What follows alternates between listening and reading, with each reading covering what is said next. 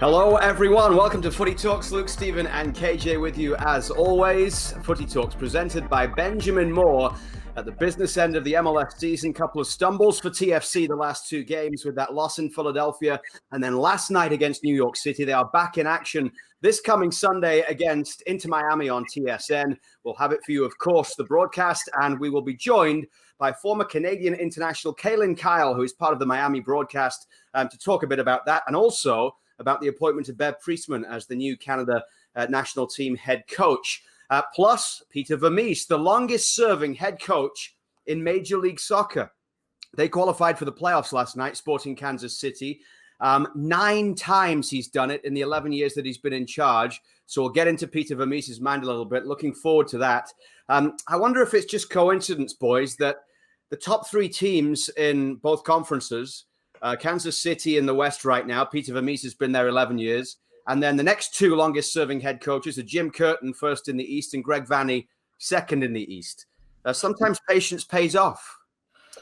Yeah, no doubt. I don't think it's a coincidence. I think there's obviously a year where there's a lot of interchanging and a lot of instability in our lives, that sometimes stability is important to be found somewhere else. And I think that these organizations, Stevie, have stability from the top.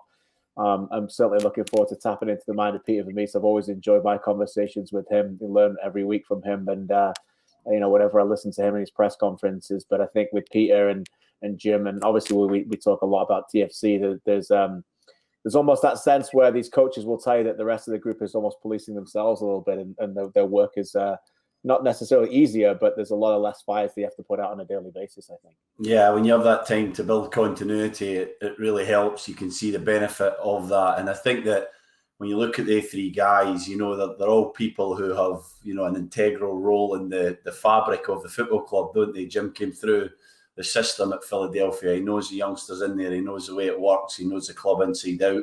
Peter Vermees has built Kansas City. Can't wait to speak to him. One of the most impressive managers in MLS, managers, coaches, whatever you want to call him. He does everything. And of course, Greg Vanney has a large say as the technical director of TFC and through the academy and how the TFC2 look, and obviously into the first team. So, no coincidence there for me, guys. It's a continuity and allowing somebody to build something, giving them time, trusting in the processes, which eventually will become successful. You see the benefits in the end, and TFC have had more money than the other 2, I have to say, so it was maybe a little bit quicker for them to get there, but Philadelphia and Kansas City are 2 favourites, as are TFC, to win MLS Cup, in my opinion. Well, we saw Philly firsthand at the weekend, of course. TFC had an off night, there's no doubt about that. When you look at last night's game against New York City FC, Greg Vanney trying to piece together a lineup at this stage of the season when probably, KJ, I think it's fair to say if this was a playoff game and everybody was fit, you're looking at least 5 players missing last night that would be in the starting lineup, maybe even 6 when you look at Mavinga, Osorio, Delgado, Akinola, Altidore, Piatti, maybe even Auro. You're up to 7 there. Of those players, and we chatted a little bit about this on the broadcast last night, is there one that you think they missed more than any other last night? Jonathan Osorio. For me, I think for me is the spirit of the team, and without him, the spirit is a little bit less than it needs to be. Is such a progressive thinker in terms of how he reads the game, and I think his intelligence. I think it brings everybody else up, and the way he's forward thinking now, plays the ball quicker, and I think that what we've seen with Jonathan Osorio over the last 3 years is the key elements to the consistency there, that every week he doesn't have a bad game. And, he looked a bit fatigued and tired before the end of that stretch of run when he played more minutes than anybody before he got hurt. But I think Stevie is at the point now where, like all good players, they make other players better. And I know some people will probably shout at the screen and say Mavinga, and I could listen to that argument as well, because I certainly think that Chris Mavinga brings a lot more calmness to Omar Gonzalez that doesn't exist when Lawrence Simon's playing next to him. That they're a different partnership, but I just think that without Jonathan Osorio, the engine of the team is definitely impacted. Yeah, I agree with you, KJ. I think he's really took on that leadership role and mantle this season, and he brings such an assuredness to the way that they play, the way that they play successfully when they move the ball quickly. He's really good at that. He knows when to play quick. He knows when to get on the ball. He's showed that he can play that deep midfield role. We always felt he was a more attacking player, but now we're seeing the sort of responsibility to play in that Michael Bradley base of the midfield kind of role. And I think that his omission the last few games has really been glaring. I think he calms his team down as well. He's a quiet leader, of course. He's not a big shouter, not a big rah-rah guy, but his confidence is on the ceiling. He's a guy who's slowly but surely built up that responsibility and that role of his. So I agree with you there. I mean, in terms of the makeup of the team as well, Mavinga's pace at the back allows them to squeeze 10 yards higher. Yeah. And Akinola's pace at the front allows a team to get more stretch because they have to respect the fact that it can run in behind. And the one thing I would say is that when you're building a roster or a squad, and, we're going to get a guy on who's done it better than anybody in Peter Vermees, but to me, you have a style and identity in the way that you want to play. And then you try and have, a top 11, a starting 11, and then an understudy 11 who, to me, need to fit the same profile.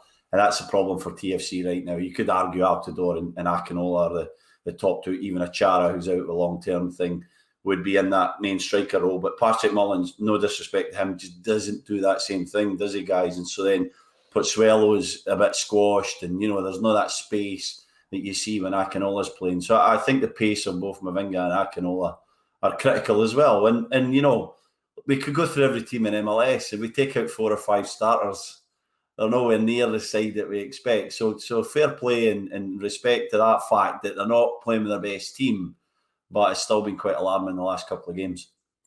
But is there... I mean, you've probably been in teams, Stevie, where you have great runs and then stumble, and then it's about how quickly you can get back to normal after you make those mistakes, after you have those bad games. And Greg Vanney's talked about this being a real league of momentum in Major League Soccer. So when you've got these players potentially coming back in for the playoffs, and the fact that there's a gap between the end of the season and then towards the start of the playoffs, TFC could be getting somewhat near fully healthy by the time the playoffs start. Are you able just to pick things back up again from where you left off, or how big a role does that momentum play if you stumble right at the end of the season? I think it plays a huge role. We've seen it in MLS. Momentum is very, very important. I don't think that when you've been out 2, 3, 4 weeks, maybe even longer, you can't just step back in and get up to playoff speed right away. So that's going to be an issue. Maybe the 2-week international gap is going to be a benefit for TFC because everybody's going to be maybe a little bit rusty. It's not like any team comes in with that momentum, really. So I think that'll play in their hands. But, it's the way that they lost these 2 games. I know they weren't at it against Philadelphia, but they were really outplayed and they were really outran and kind of they didn't have the energy of Philadelphia Union. And then, to go into that after a 5-0, you're going to go into the next game with that kind of grit and determination. We saw an early booking. Morrow got a booking for quite a nasty challenge. You expect things like that.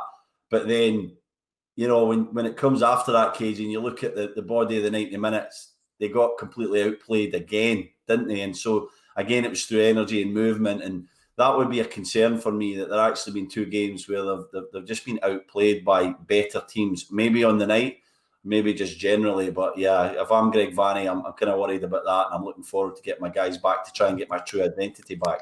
Yeah, just a couple of things to pick up on Luke's point. We've heard from this group themselves that have answered that question a number of times. Michael Bradley, who's been one of the consistent, members throughout this entire era, has said back to when they got beat by Montreal in that 1-game playoff, that they learned you can't just pick it up and switch it on like a light. So you have to carry momentum going. So that's speaking from them. They know that themselves. So they will be keen to get that going and find some kind of momentum or positivity of reference points in the next couple of games, regardless of who gets back. And I also think this. I think when we had Greg Vanney on the show a couple of weeks ago, he was very candid when he was asked about what kind of things they need to talk about in terms of crossing the T's and dotting the I's for the contract going forward. And Greg Vanney has every right to defend his team right now. We all know what they're going through and how long away they've been, and mentally and physically where they are at that point. And he's certainly done that. And he was on the front foot last night with the media. But if I'm him, and I'm certainly not him, but I think I know Greg a little bit to know that what he's looking at in terms of evaluating the team. I would also use that game last night, not necessarily the Philadelphia one, as clear evidence for me to say to the team and the people who are in charge of recruitment to say this is the kind of thing that we need to look at going forward and what we need more of. We need more of these kind of players. And there's, for me, I've said it time and time again. Maybe this is a credit to him. Again, a lot of the games they played with 10 men because they've got no presence up front, and they just lack dynamic width so many times in this team. And they don't buy those players, technicians. And so people will say, okay, we've got no Piatti. I understand that. But all the other players who would come back, they don't have that profile. And that's what the profile at New York City had last night. They've got players all over the field who are technicians who are comfortable to create the triangles and the overlaps and the passing in possession and the quickness and the movement and the tempo. And TFC are a phenomenal team when everyone's back, but the identity is that they're a working team. We've got a lot of efficient players who work and cover ground. They don't have a lot of players that can take on players and create space. And that's why Pozuelo, for me, is the clear MVP, because he is that one player different in the team. And I think if they're going to go to another level, Greg Vanney will look at what other teams are doing and go, we need some more of these guys if we're going to continue to that kind of success. We got to wrap up in a few minutes, but before we do, let's turn attention back to TFC and the game coming this weekend against Miami at Rentschler Field. If you're Greg Vanney and you don't have a lot of time between now and Sunday after what you saw on Wednesday night, and you're hoping maybe you can get Jonathan Osorio back, maybe Io Akinola, some talk as well, Chris Mavinga could be available. How much do you risk these players in terms of the 2 games you have remaining on the regular season at risk of them maybe missing out the playoffs? Or do you have to make sure, first and foremost, that these guys are going to be good moving forward? With a playoff spot already locked up and with Columbus stumbling a little bit, probably the top 2, whatever happens, is going to be TFC's final position here, KJ. Oh, yeah. Look, I don't think any risk comes into any discussion. If the discussion is risk, then they don't play. It's for me, it's clear, as simple as that. You want to change the momentum. We talked about that earlier. You need to turn that back. I don't think they're going to have as challenges chasing shadows as they did against Philly and New York against Inter Miami, by the way. So significantly already, you put the same team out there. So I think they'll be a little bit better. But no, there should be no risk at all. Look, make no mistake about it. Even if they lose the last 4 games, if they go on and win MLS Cup, no one's going to talk about these games. So, look, I do think there's direct correlation between some of the form that you can end the season, as we talked about off the top, to the playoffs. So I think you'd like to get them back, Stevie. But if there's any kind of risk, and if particularly Jonathan Osorio, who wasn't even on the bench, then I'd be surprised if he's playing. But for someone like Chris Mavinga, if he's available to play, then get him out there. I think that it's quite as simple as that. Yeah, I said it last night, and I agree with your comment, KJ. It's as simple as that. Are they fit? They play. If they're not fit, then you don't risk them. Not at this point. It's not MLS Cup final or Eastern Conference final, where you're saying 70% Mavinga's playing, Osorio's playing. It's not that situation. So, you go with what you've got. I do feel if they're ready, then they should get a run out. They should get some minutes. But I think TFC need to go in the attack here. I want to see Nelson start. I want to see him given a chance to go and be as positive as he was when he came on as substitute the other night. I want to see them get the ball forward a little bit quicker, be a bit more direct, keep the ball further away from their goal. It sounds like an old school mentality, but just try and create a tempo and an energy into the game that we saw in the last 15 minutes, right from the start.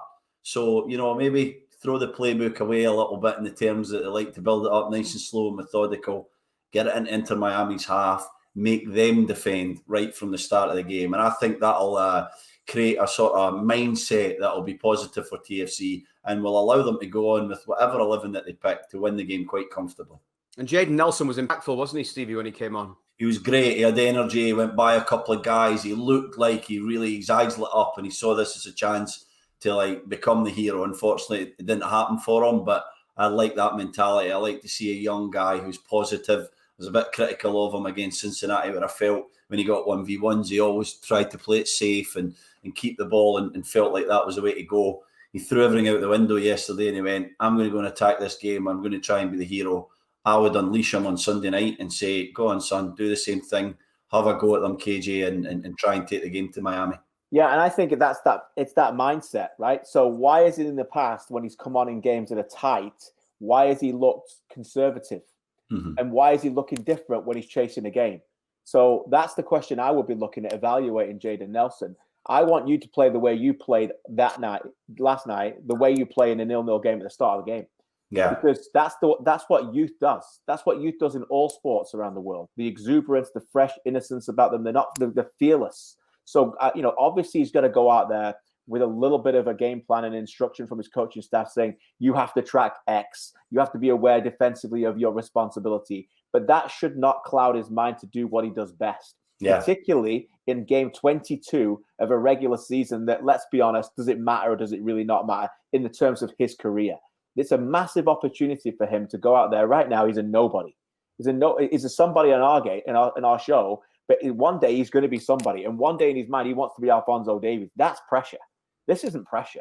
This is just go out there and play right now in a regular season game. Just go out and show yourself, Stevie. That's what I would want to do from all these young players. Yeah, two things for me. Simplify it and give him freedom. That's what I would do. Just simplify it, give the guy a couple of things, just a couple of pointers before he goes out there, and then tell him every time you get 1v1, every time you're in the last third, take it at the defender, go at it. It doesn't matter, he tackles you, he wins the ball. I want to see you do that again and again and again. And I think that when he plays like that, he's so exciting. You get on the edge of your seat, don't you? You see a player, you think, wow, this guy's got something. Now, I get it. Tactically, he's going to have to learn, and in time, he's going to have to play a role. But at this moment, with the exuberance that he has, what TFC need on Sunday is that kind of player. So I would, take the shackles off and say, on you go. Go and show us what you're all about.